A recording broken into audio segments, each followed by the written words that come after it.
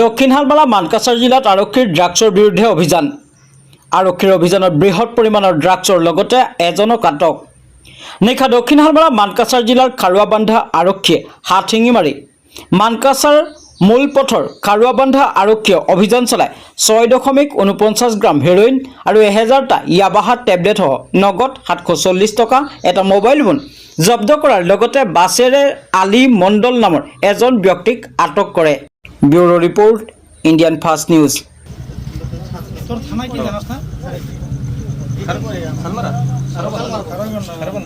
থানা খারাপ। আচ্ছা ওটার আইগা কি আসনের নামে গেল? ডায়েরিতে লিখা। ফ্লেক্সিতে লিখা। 5টা কন্টেইনার পাইছে না? 5টা কন্টেইনাৰৰ ওয়েট হৈছে 6.49 গ্ৰাম। ঠিক আছে, এইটো ব্ৰাউন চুগাৰ। স্যাৰ এতে ঘৰ আছে।